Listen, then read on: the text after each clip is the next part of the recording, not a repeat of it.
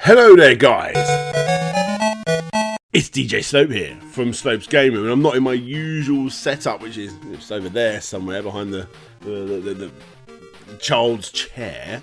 No, we're moving some stuff around, and therefore I could either wait until we get it all back together and do this Q&A that's already crazily delayed, or I could just do it in front of my webcam for you guys. So yeah, apologies if it isn't my usual.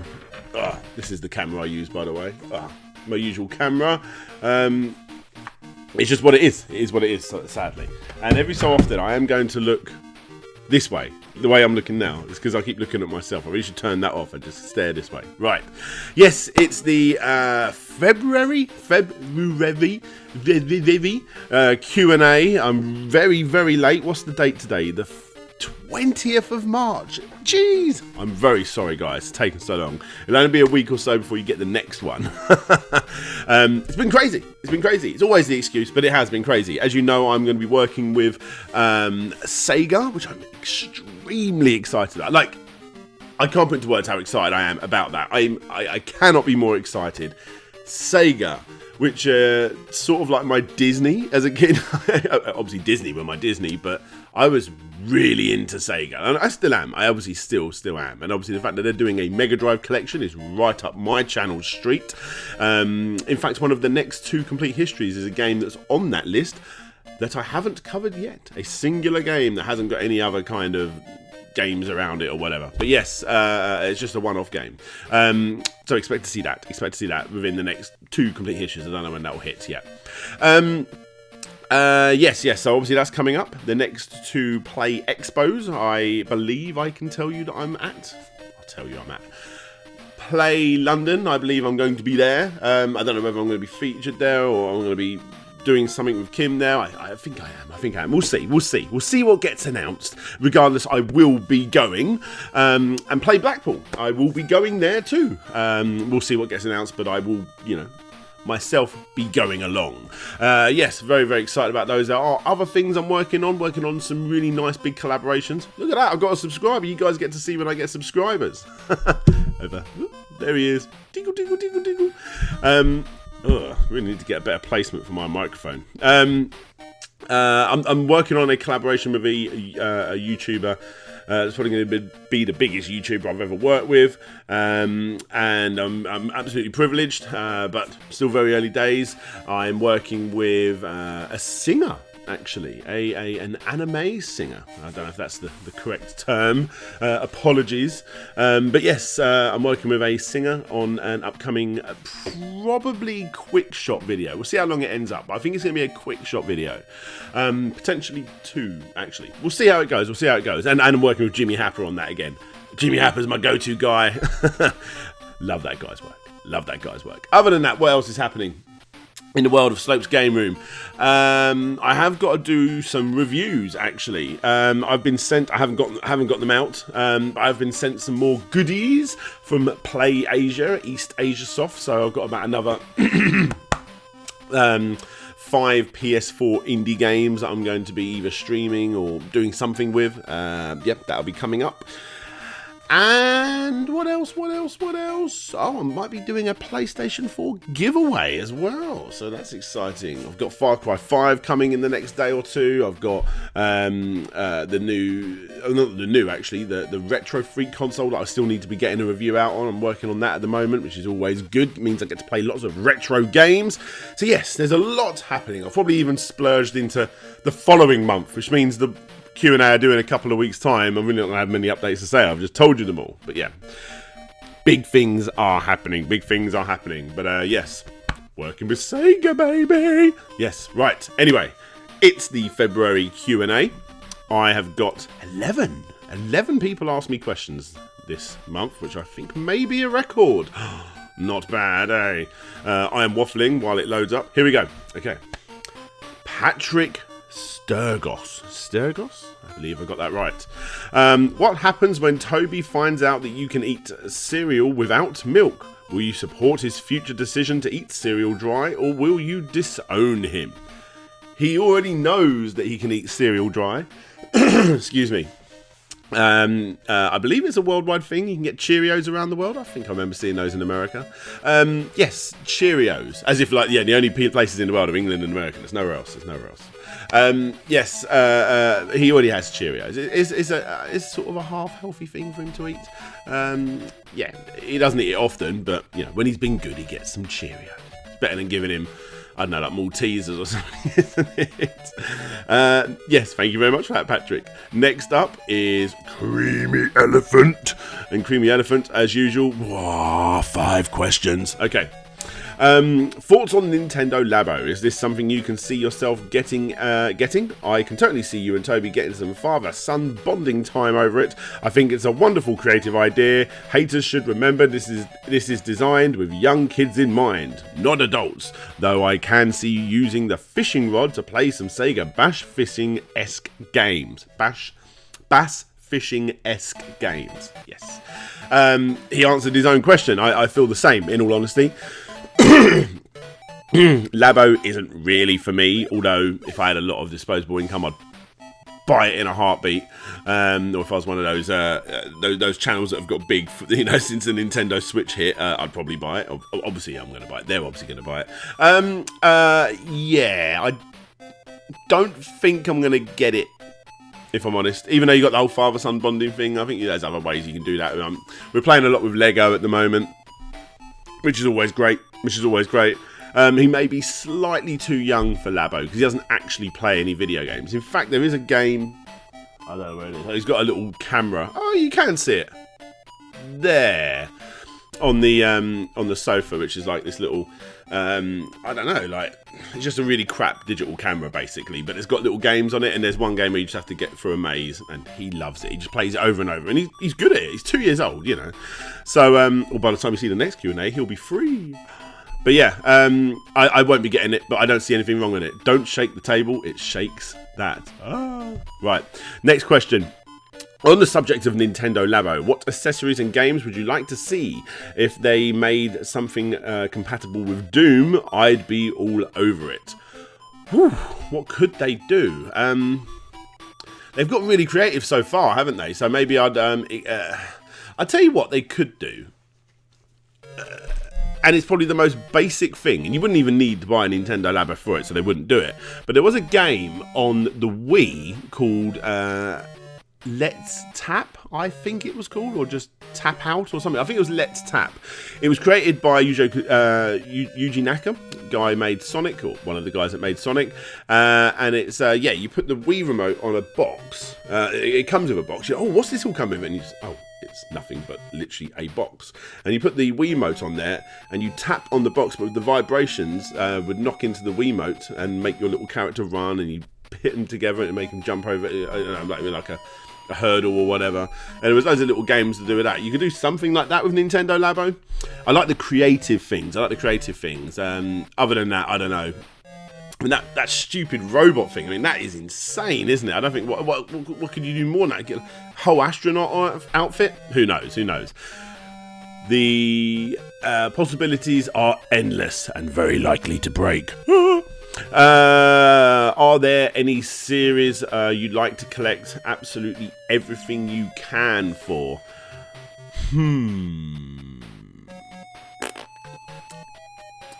Ori and the Blind Forest? Maybe, but I haven't got the vinyl, so not really. I used to get everything I possibly could on Sonic. I'm not that sort of a collector anymore, really. Every so often something comes along. Actually, one of my patrons know in my Discord chat a video I'm working on, which is this little Japanese-only system. I don't want to talk too much about it. It's quite exclusive for the channel, actually. And there was not that many games. I'm trying to get all of those just for the sake of having them all, because when you get to a certain point, you're like, oh, I've only got to get like 5 more games. I've got every single game for this system. So I'm trying to get things like that, but there's no... that's a crap answer, because no one knows what I'm talking about. But I don't think there is anything. I don't think so. Sorry. Yeah, I don't know what else to say on that one. Streets of Rage. I'd like to get everything Streets of Rage. There you go. Everything Streets of Rage. In fact, I have 1, 2, and 3, and now I'm trying to work my way. I haven't started, but I'm going to start getting the bare knuckle releases as well. So Streets of Rage.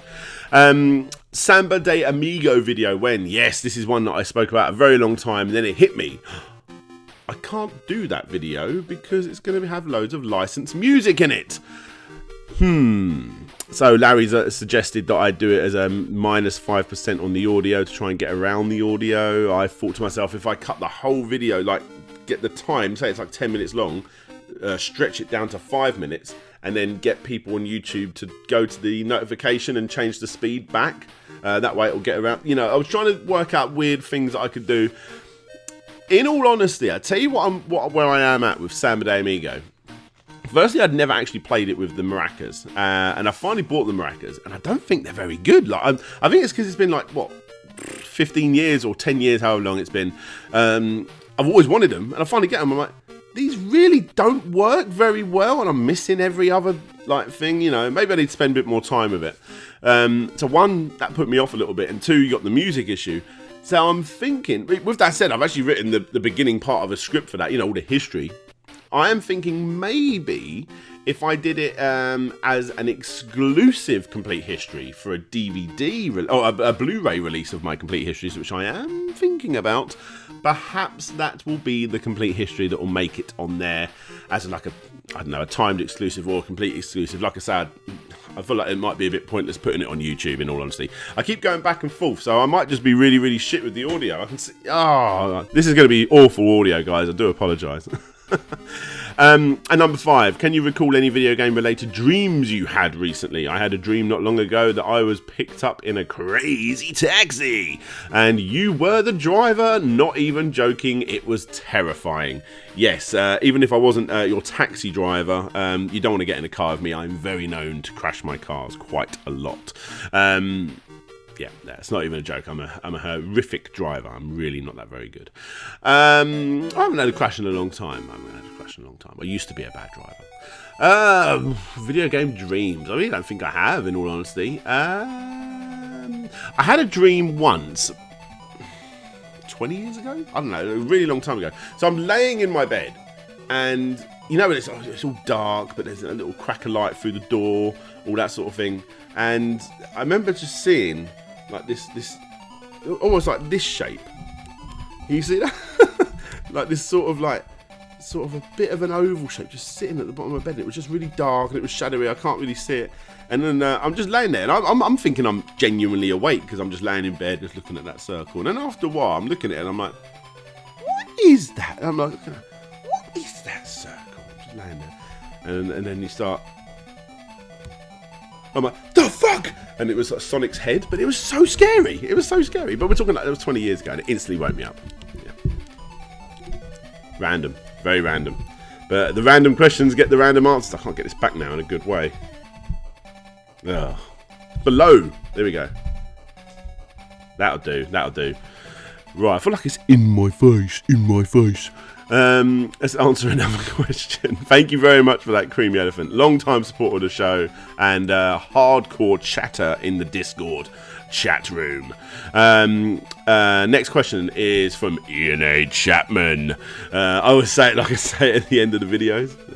Have you ever stopped enjoying a game due to either overplaying it for a video or finding out unpleasant development information during research for a complete history? Definitely. I'm trying to think of videos, certain games where Double Dragon. Oh fucking hell! I have to play more Double Dragon because you play so. When you do one of these complete histories, there's so many games in a franchise. You just get them all together, and you end up playing nothing but like a series of just beat 'em ups constantly for so long. And the Metroid games, my god, that killed me. That video, playing all those games. Seaman, like just because I was rushing through it a little bit. I'd already played it back in the past, but I was rushing through it for that video, and it's just like, oh my god. What else? Basically, so many games. But yeah, I put so much energy into these complete history videos that it puts me off the games. Not for long. I mean, a month down the line, I'll want to play Final Fight again or Double Dragon again, you know. But while I remember just looking at the screen thinking, if I have to look at one more fucking Final Fight picture, and I'm just like, it kills it a little bit, but only for a short amount of time. I only really do complete history videos on games that I like. Recently, the Road Rash one as well. Oh my god, especially because you sort of start getting bored after playing Road Rash 1 and Road Rash 2 and Road Rash 3 and 3DO and all these different versions. You're like, fucking hell. And then as the series gets on, the games get worse. And you're like, by that, you're like, I just don't care. Like, come on. And that's why that video actually took longer than it should coming out, because I have to sometimes step back and work on a different video before I go back in and continue with a complete history. Saying that, the complete history I'm working on at the moment, which I actually sneakily put at the end of my last... Oh, look at that. Got on that. Ooh, thank you. That I got on the back of my last kick scammer video. I think I might start doing that. I'm loving that. I've played that so much over the last few weeks, and I'm really enjoying that one. But yeah, so that one. An unpleasant development history. I don't think so. I really don't think so. It's different, isn't it? Like if you find out that there's something, you know, a musician has done something really nasty, or an actor, it's really quite hard to watch them again. But I don't feel the same with video games, because there's just so many people behind the video game. Well, there is normally. No, I don't think so. Unfortunately, I haven't got a good answer for that one, unfortunately. But yeah, playing the games over and over and over does kill them a little bit for me. But only for a short amount of time. Only for a short amount of time. Saying that, I don't want to play Seaman again for quite a while. What have we got next? Richard Carter. If not too personal, what is your tattoo of? He's obviously talking about this. Should be shown there. So it says DJ Slope. And I've got one other, actually. Should I show you? Yeah, I'll try to. I'm going to take the webcam. Oh, this is going to be bloody awkward. I don't think I'm going to be able to do this. I'm going to have to stand on my chair. Ooh. This ain't going to work.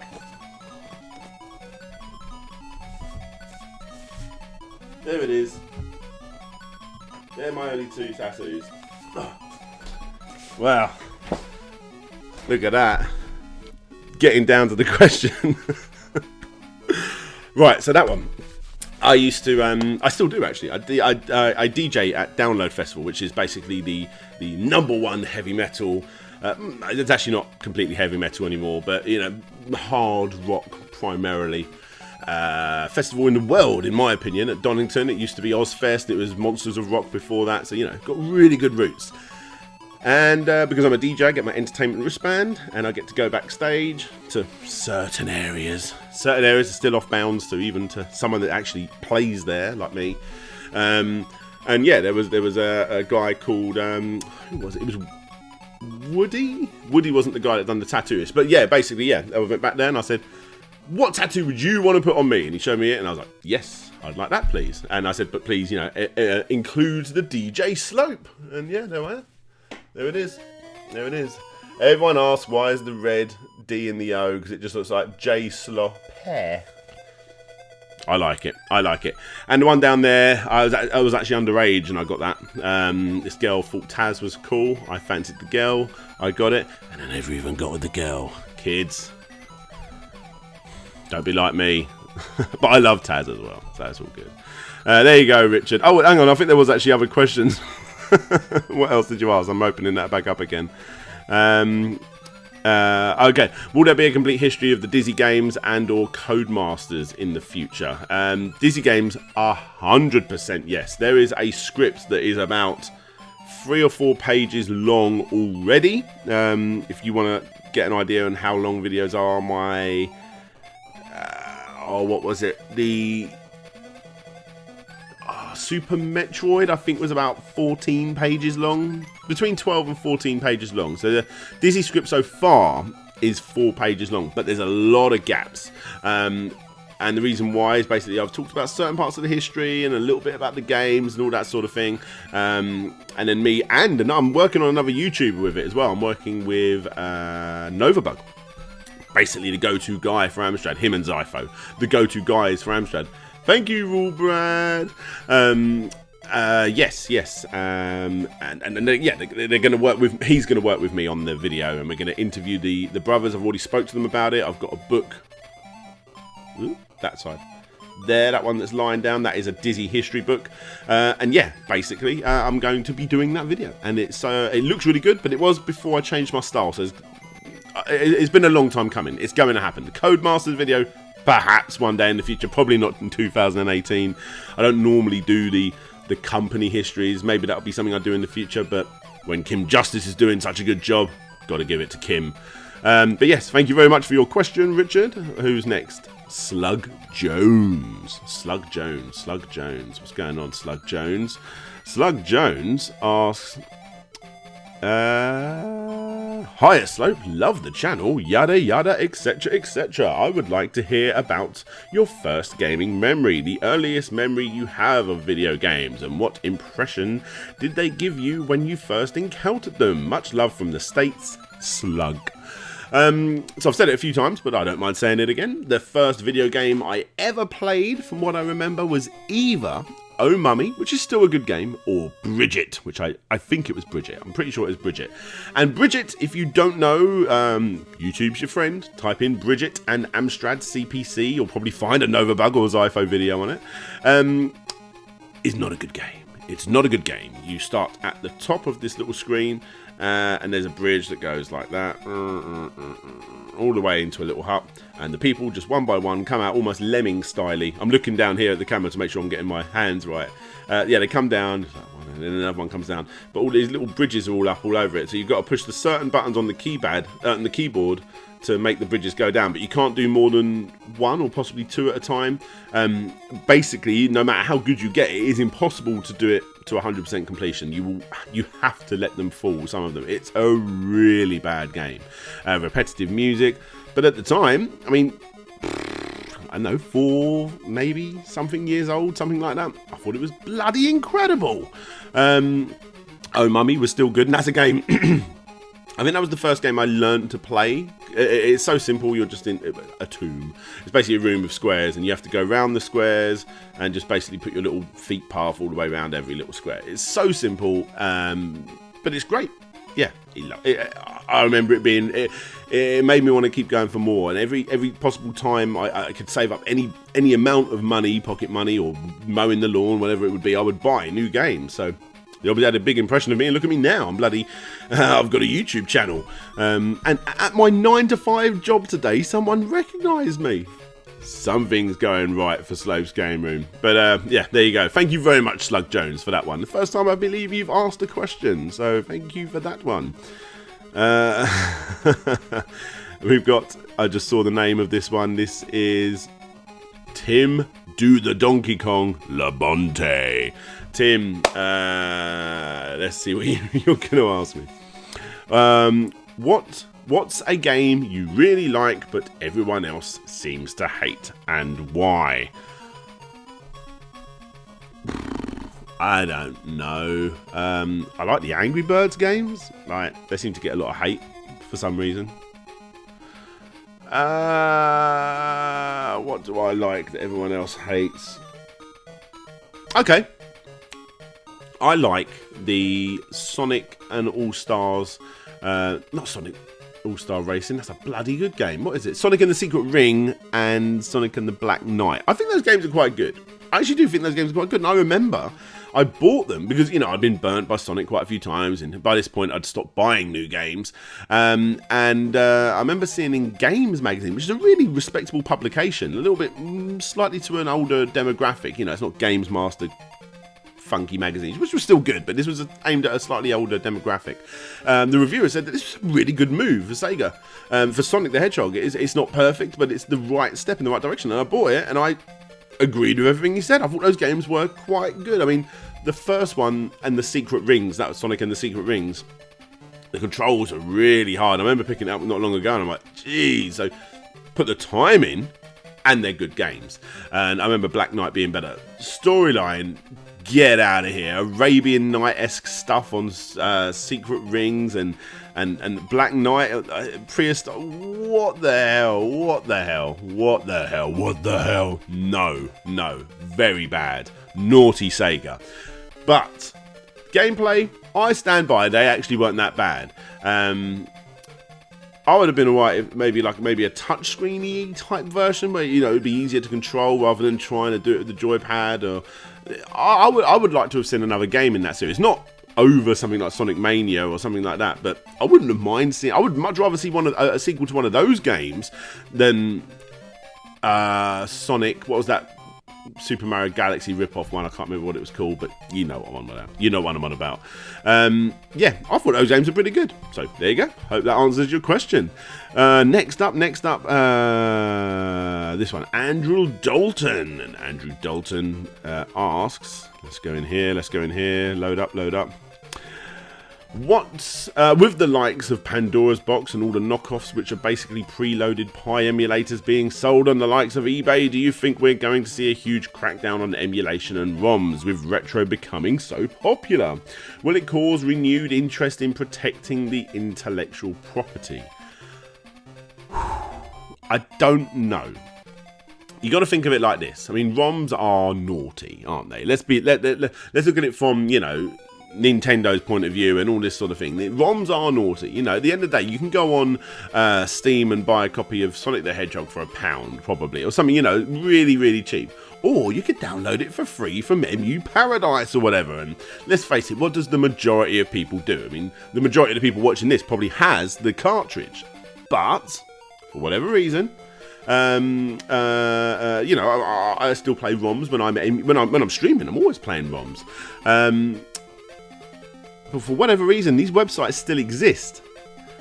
I know they're not selling anything, but technically they're making money with advertisements and all that sort of thing. So you know, they're making their money their way. But it's obviously on things like you see on these Facebook groups and eBays of these little retro Pi modded consoles. Oh look, it looks like a mini NES, but it's got MAME games on it. You know, random stupid stuff like that.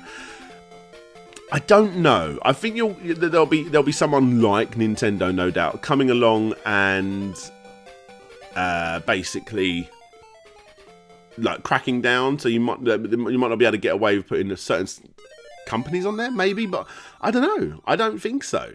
I can't see any near future where that sort of thing stops it. What I am happy about though is the fact that I get asked quite a lot of the time, because I mean I've got a lot of people on my Facebook that aren't, you know, YouTube friends or fans of the show or whatever, that are just my friends from my past. And they asked me, "Oh, Dan, what's a good one of these retro Pi game consoles to get?" And it sparks interest in the retro gaming scene. And those people, I know a couple of instances where people have bought those machines and then started collecting again. Basically, I'd even go as far as, I think it was the same for me. I think I actually, when I fell out of love with gaming back in the early 2000s. I think it was a little bit of emulation that got me back into collecting games again. So yeah, I'm hoping it would be more of a good thing, but let's be honest, it is a bad thing. You know, it is a naughty thing that everybody, and if you say you don't, you're lying, everybody emulates to a degree. They do. They absolutely do. But yeah, it is what it is. And actually, I'll tell you what, Nintendo, they're just anti-ROMs completely. Even if you own Super Mario Brothers, you're not allowed to download Super Mario Brothers just because you own the original. They're very black and white about that. But you can still go on one of these little ROM websites and download the ROM easily. And I like I say, they're making no money, those websites, and so are these people selling things on these on eBay and Facebook groups and whatever. So I don't have an answer. Obviously, I can't predict the future, but I'd like to hopefully think it actually continues to push up the retro gaming community, which obviously sadly will push up the prices of retro games, but it will get more people in, and that God, I keep hiccuping. Sorry. I'd like to see it as a good thing. I hope it is a good thing, but you know, maybe I'm wishful thinking there. I hope that answered your question, Andrew. Who we got next? Richard Carter, aka Fantastic Dizzy. There's a patron of quite a few people of this type. Richard Carter asks, will you be using Extra Slope channel anymore? Really enjoyed your Mr. and Mrs. Slope plays. Yes, I think so. I'm not sure. When and if I go full-time doing Slope's Game Room, something will happen to that second channel. I don't know what. Maybe it'll turn into a vlog channel. Maybe it'll just turn into a highlight reel of Let's Play stuff from Twitch, because I'm going to start doing more Twitch streams, but obviously I'll still do them on YouTube as well, like the big one once a week or whenever I can do them. Maybe I'll do that. Maybe it'll be a conversation area, like, you know, like RGT or someone like that, you know, where I give the news, I suppose. I don't know what I'm going to do with that channel. I've even thought about turning it into a completely, you got Slope's game room, but I was also thinking of doing in Slope's Disney room, where I was going to do all like the complete history of just stupid amounts of Disney facts. I don't know. All of this is well off, because I'm not changing the way I'm doing anything right now. I would like for them all to be things, and I promise Mr. and Mrs. Slopes, I'll do something even on the main channel for that, probably, or over on Twitch. But for those people that don't know, me and my wife would play video games. I know quite a lot about video games, or I like to think I know quite a lot about video games. My wife doesn't as much. It's just not her thing. So we get into, what do you mean you don't know? What do you mean where's the start button? Or, you know, silly things like that, you know, which is actual arguments that we have. Yeah, Mr. and Mrs. Slope will return, but I don't know what's happening with the second channel. It's not going anywhere, and weirdly I'm still getting subscribers on it, even though I've not uploaded the video in forever. But I don't know, because also the Let's Plays are staying on the main channel. They're hidden. You can't go to my videos panel and see them. You have to go to my main page, go down to the bottom, and you will see a playlist. For anybody that's interested. Where did your outro, hopefully I'll see you all next time, come about? I don't know. I said it on the very first video, and you know, it just flowed out, and I've said it ever since. That is literally it. There's not any extra answer to that's the answer to that one. And what is your most valued game that you have? Not necessarily in price. Up until quite recently, I had Knuckles Chaotix, which would have been my most valued game. I've got a still in rapid copy of Knights for the Sega Saturn with the controller. It's the American version though, so it's not as rare or anything like that. Thank you. Dingle, dingle, dingle, dingle. Up the bum. I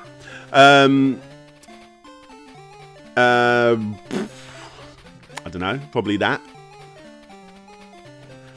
I don't own many rare stuff no more when I sold all my games. I don't know. I don't know. Maybe my original copy of Streets of Rage, perhaps, because that is my original copy. Yes, I think pick one of those. I don't know. And thank you. Thank you. Understand if you don't get time to answer. Of course, I've got time to answer one of your amazing questions, Richard Carter. Who's next? Who's next? Mike Fallon. Mike Fallon. Mike asks. Let's have a go. Mike Fallon. Do you think a Fantasy Zone plug and play system would be a big seller? No. Fantasy Zone. He's talking about Fantasy Zone, not Fantasy Star. Either way, no. Not many. The thing with Fantasy Zone is everyone knows that that's, you know, a previous mascot of Sega, or I'd like to think people know about that. But no one really knows about the game. Hence why there might be a complete history coming up very soon. But yeah, no, it definitely wouldn't be a big seller. The only ones that would be able to do that are Sonic, obviously. I'm looking at Sega here. Streets of Rage, Golden Axe, and I'm struggling to think of anything else, in all honesty. I mean, you could have. I mean, what's a big seller? If you had these systems in, you know, Argos or Asda or some shop like that, people would buy them. But if you had one on there and it had something like no, I don't think Fantasy Zone would. No, I don't think it is not popular enough. In Japan, it was huge though. Sega should pull away from AT games and make their own retro console that isn't full of shovelware titles. I cannot agree more. And they would absolutely dominate if not only would you be able to play the systems, especially when you start moving into the CD-based systems. If you could have, they put an HDMI on the back of one of those systems, and you can actually put in Sega Saturn games, region free, of course, or something like that. Big time seller. Sega, release a Sega Saturn Mini. Chuck You don't have to put that many on there. 10, 20. Obviously, I want them all, but 10, 20 games on there. You know, the obvious Sonic R, you know, rubbish like that. And maybe with a disc system and an HDMI out, you'd make a lot of money. Sold out for constantly sold out that this system would be. What classic game would you like to see revived via a competent Kickstarter campaign? Oh, just grab anything from the classic. I'll tell you what, I was going to say classic Sega, but that's obvious. That's an obvious answer for me, isn't it? I really wish the Fantastic Dizzy game that they did, not Fantastic Dizzy, Dizzy Unbound or whatever it was called. It wasn't called that at all. It was called something like Dizzy Returns, I believe.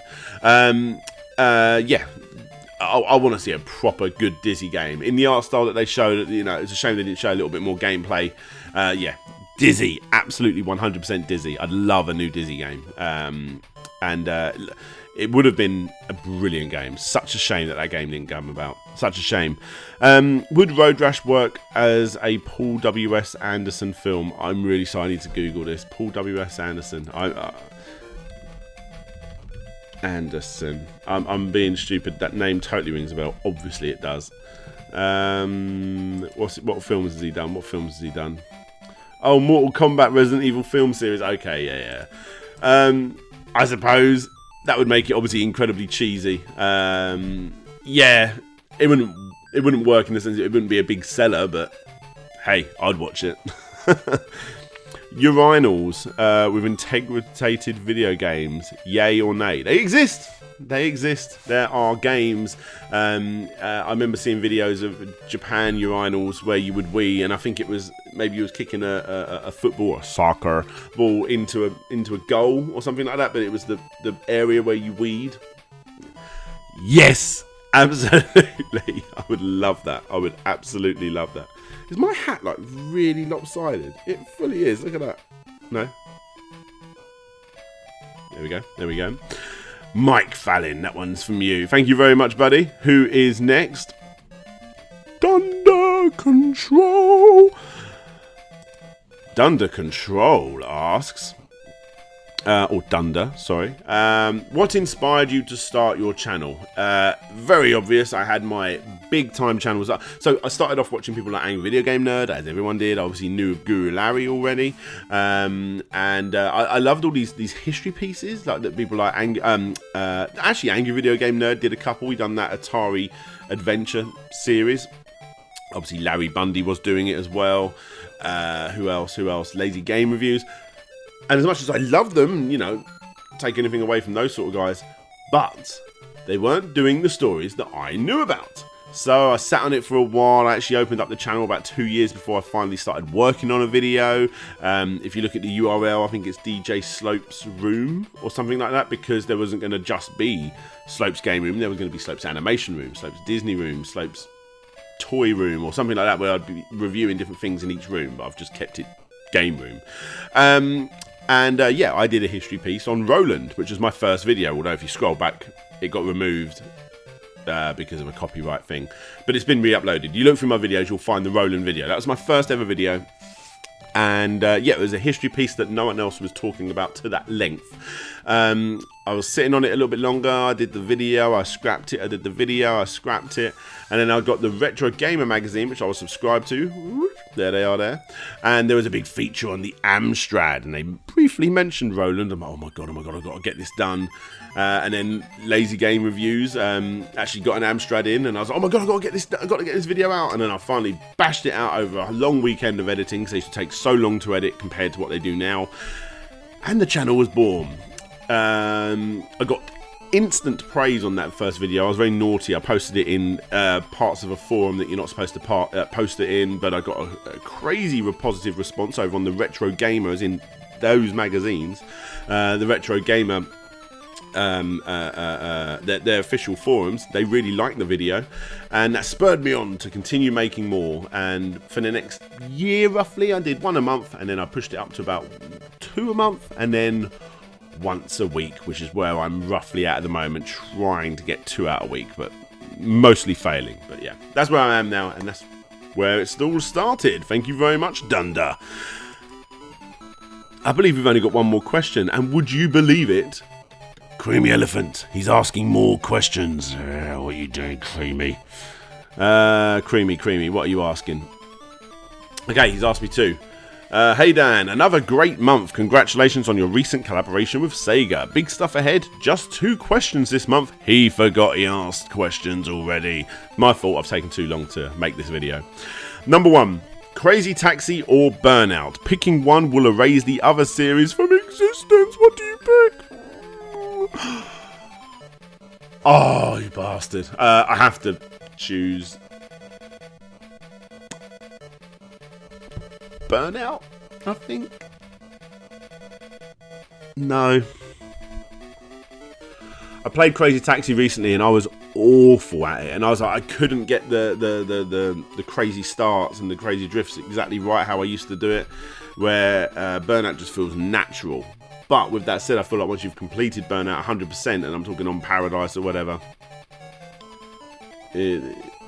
yeah, you've got all, like, you know, you can try and do really fast on every single road, but it's not limitless like Crazy Taxi was. And even though I've played Crazy Taxi more than possibly any other game I've ever owned, I've still never ever got a crazy license. So I think Crazy Taxi. Although, could I honestly listen to Ixnay on the Hombre that much, or just 2 tracks from Ixnay on the Hombre that much? So I come in. And finally, his second question, which is the final question.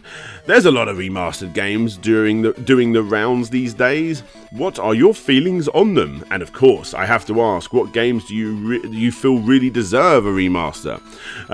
Whether it be to raise awareness to a forgotten franchise, overhaul a game using modern technology, or something else. I'm all for remasters, but the only thing that makes me a little bit like, oh, come on, is because they might be getting in the way of something new.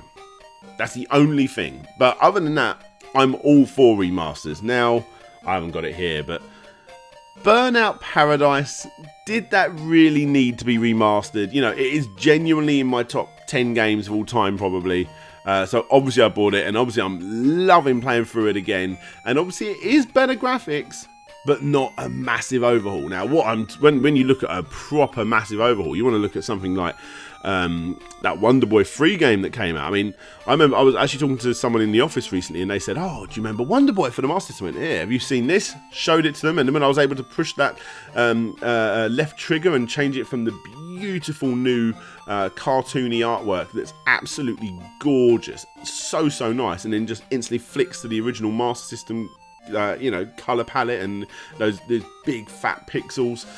It was mind blowing, and I think that is potentially one of the greatest remasters, remakes, whatever you want to call it, of all time. Maybe Sonic Mania is sort of half like a remake. So yeah, I'm all for them. I really do prefer it when they do at least 2 generations old. I mean, look at that Crash Bandicoot one. That was excellent. There's a few little issues of it here and there, but for the most part, 99.something%, it was so good. Yeah, so I am all for it, and I will buy so many of them, because I'm not a big fan of, I don't really care if I own Crash on, the fact that I own Crash 3 on the original PlayStation. I'd rather play it on the PlayStation 4 because it looks beautiful, and it looks really nice on my HT TV. Actually, that's not the best example, because Crash 3 on the PlayStation does play slightly better, slightly, so that .something%. What else is there? Like Another World. I mean, we're going back a little bit further now. Another World, when that was remade. Oh, incredible. It was like playing the game again. It genuinely was like playing the game again. Res as well, So I am all for remasters. But, like I said, I just hope they don't get in the way of something else. And what games do you feel really deserve a remaster? Oh, man, it could literally be anything, couldn't it? The Shenmue series, that'd be a good one. I'm thinking my mind's just gone to Dreamcast, in all honesty. Actually, I'll tell you one that me and Kim spoke about recently. Road Avenger, that'd be beautiful. You know the way that Ghost Trap HD or whatever you want to call it got done recently. I'd like to see Road Avenger done like that. Absolutely. Giving you a couple there now, haven't I? Give me a... Ooh. What about Power Stone? That'd be nice, wouldn't it? That would be very nice indeed. Yeah, give me that. That'd be good. Anyway, I've got my Alpha Omega Sin out of me now. Right, guys. And what's he say? Thank you. And as always, keep up the good work, fella. Thank you very much for being a long-time Patreon and Discord chit-chatter. Guys, I'm going to end it here because I'm going to go and watch some TV with my wife. Yeah, there you go. This is... Oh, no. Let's do a Patreon plug. If you guys want to be part of my Patreon list, get your name shouted out, get your name shown on the end of videos, be part of these month's Q&A videos that I do, see loads of random Let's Plays that I give you guys, be part of the Discord chat, which is easily the most active Discord chat of any other YouTubers that I see, or I'm a part of. Really busy Discord chat. Really cool guys in my Discord chat. What else? Oh, there's so many other random things that I give you as perks. You can see my scripts for previous videos. I give you previews of what's coming up. I'm very active on doing posting what I'm working on, all that sort of thing. Yeah, loads and loads of things. But anyway, guys, I think that's enough waffling and begging from me. This is DJ Slope signing out, and hopefully I'll see you all next time.